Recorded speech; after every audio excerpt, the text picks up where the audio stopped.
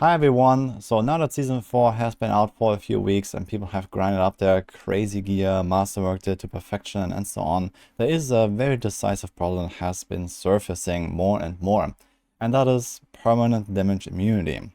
So we had the Flame Shield Sorcs, I guess everyone knows that. That was already on the PTR, permanent Flame Shield. Blizzard tried to do a bit of tweaking and nerfing, but that was not nearly enough to really get rid of that. And basically all the Sorcs do in the high pits is they go full glass cannon and play permanent flame shield with especially firebolt, but also other builds can do that. So that is kind of a known thing, and I assume it's already getting addressed at some point in the next season or something. I guess flame shield duration is going to be a thing of the past or something like that. And well, a lot of people are complaining that this is an extremely boring and stupid meta, and I completely agree with that. However, there are 3 more classes that can actually reach permanent damage immunity under, well, most circumstances at least, and I want to talk about those as well.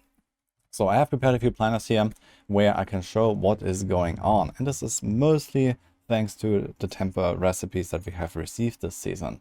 So there are 2 different ways to do it on the Barb, there is 2 different ways to do it on the Rogue, and I guess honorable mention we have the Necromancer up here. Druid has nothing. So at least nothing that I can identify that would lead to damage immunity. However, they can also get somewhere close with debilitating raw, but it's not exactly the same compared to what other classes could do.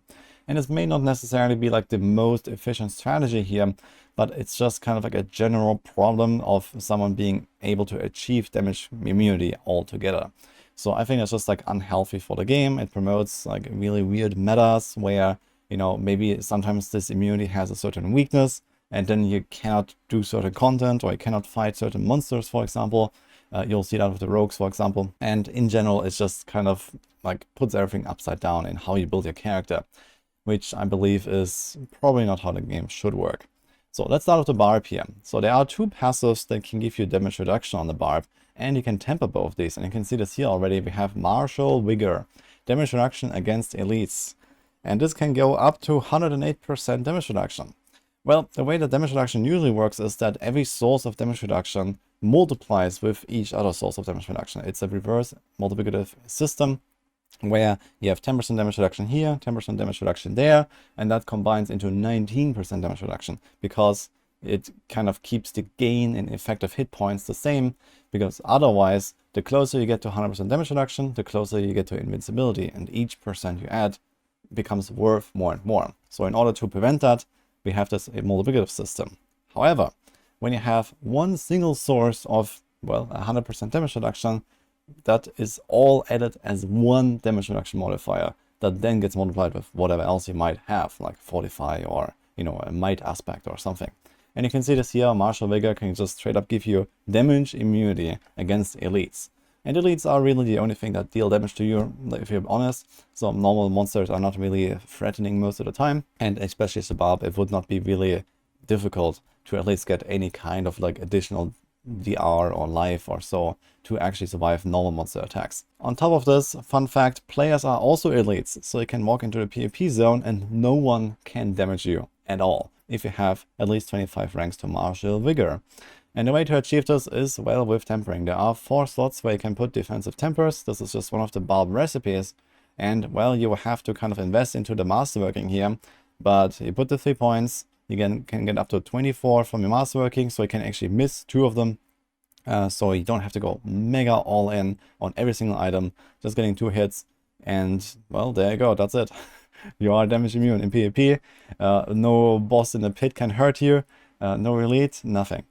So that's number 1. Then we have the Barbs, again, with Guttural Yell. So not only can you become immortal, but you can also make your entire party immortal if you want. So the same thing here, you get 4% per rank. You can get exactly the same ranks on exactly the same tempers. You can get 25 ranks, and you have shout skills apply 100% less damage done to enemies around you. And this works for other people as well, of course, so that's really strong.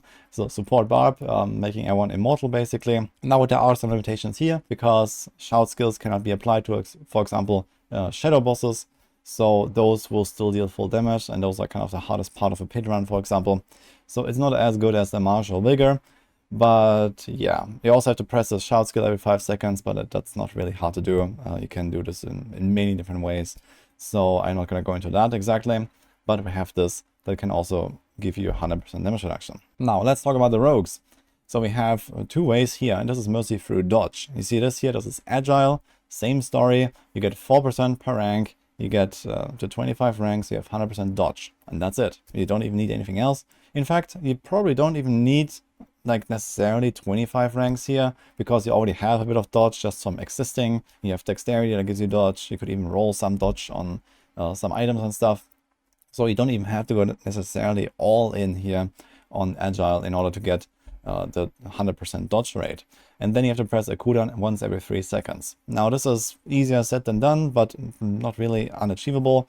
You just have to make sure that you cycle certain things like all the time. So you can do like a concealment, you can like invest a bit into cooldown reduction and the hectic aspect, for example, depending on the build a little bit. Smoke grenade is also something you can use very frequently. Your agility skills have short cooldowns. So there's various things you can do in order to just press a cooldown every 3 seconds. Sorc players are used to that at all times basically, because they're cycling the barriers all the time with the protection passive.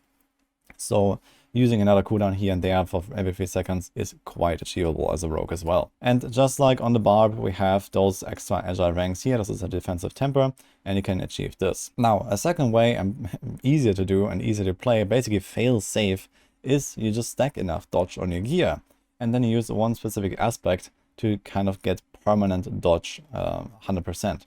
So you can see this here right now. This is without the agile passive actually. So you have 95.6% dodge with just gear standing here basically. You just stack a lot of dexterity, 100% dex gives you 1% dodge, and well, we put dodge on all of the gear where you can get it and masterwork it up. So you see this here, you can get dodge on the helm, on the chest, on the pants, on the boots. You can also temper dodge. Actually this is a temper here, so on those two, but you can also get a double here, for example, on the pants, and we temper more here. And just getting all that dodge and all that dexterity leads us to just having 95% dodge. And now you're gonna say, ha, this is not 100%.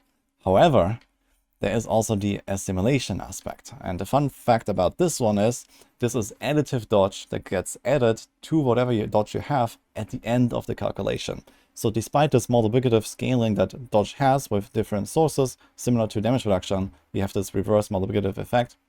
And you can never get to 100% by multiplying those values. However, this just straight up adds 8% at the end, and you go over 100% easily with this. So that is kind of OP.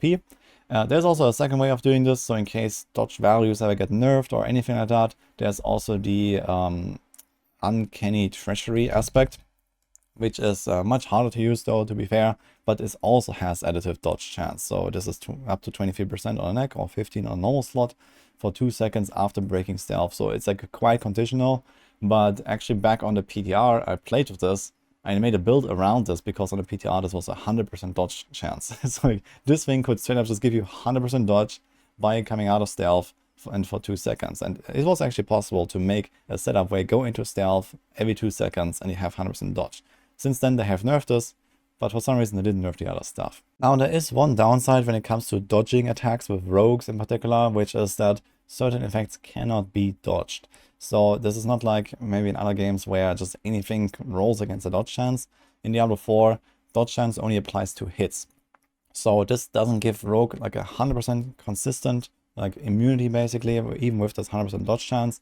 But for example, ground effects can still hit you and damage you. So when there's like explosive elites, for example, that shoot these like firebolts, those are actually considered ground effects, or the poison enchanted elites with the poison pools. This kind of stuff, it can still damage you, and this is why you have to still invest a little bit into life and a little bit into resist and these kind of things.